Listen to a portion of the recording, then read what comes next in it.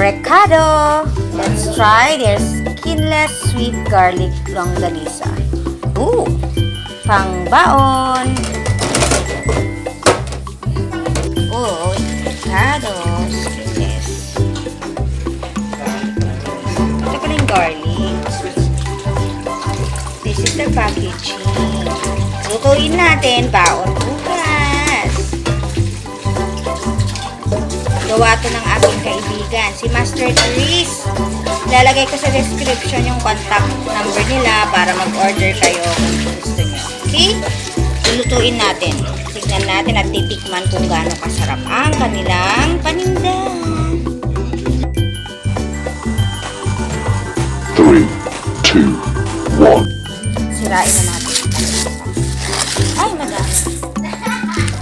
Uy!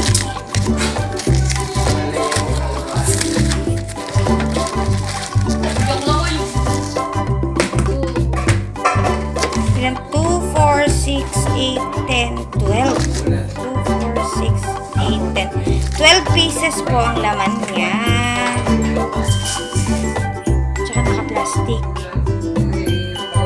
Wait, hindi ko alam kung paano tulutuhin. Kung kasama ba yung plastic or hindi. Skinless?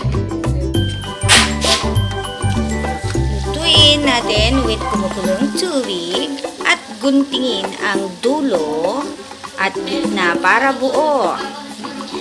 Yes. Pag-vlog.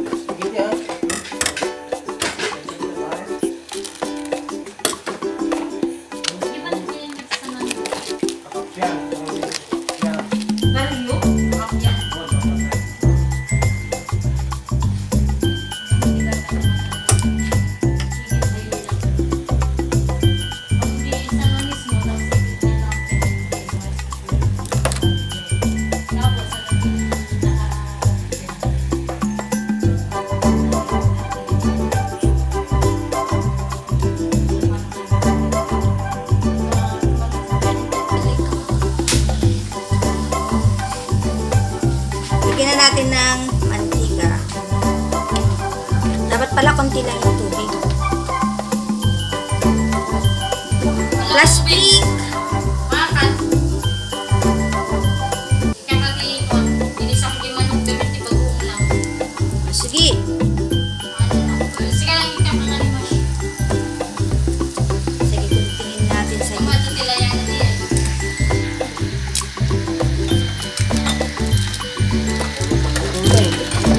Okay, bika mo. Ulam. Sige lang, tilayan mo pa, bebe.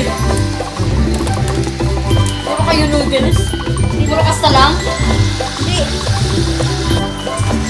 Yan, lagyan ng tubig together with mantika. Para buo yung skinless, gupitin natin yung dulo at gitna para dito. Uy, sarap po. At saka yung paglulutuan nito, pwede natin paglutuan or pag-fry na ng rice. Gupitin natin lahat kasi 12 pieces. May pagbaon kasi bukas. Mapuro lang ating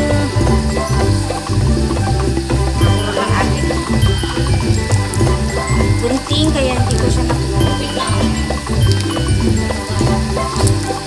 Sa yung style nito para buo, dulo, tsaka sa gitna.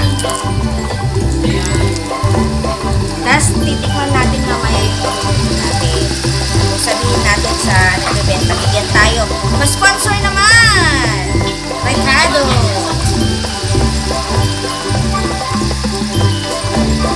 Hindi ko na video yung ibang mga ano nila, flavor.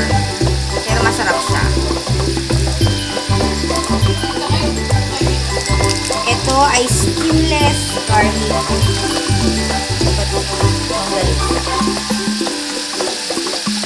Magprito muna tayo ng anin. Tikman natin ito.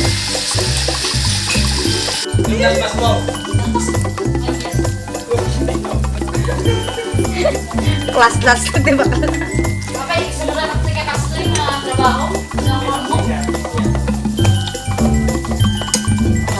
Diba? Anong gawin? Anong gawin?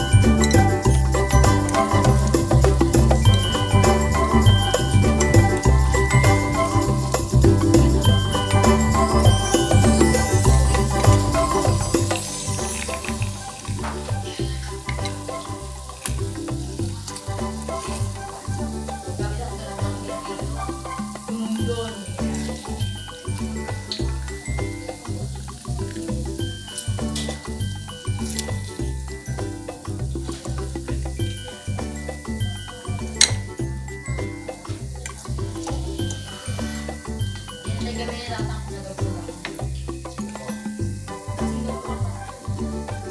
Siyempre, gano'n. Yeah. Nagdadag ko sa akin. Then here is the skinless longganisa, garlic skinless longganisa. Nilagyan ko siya ng tomato at saka egg.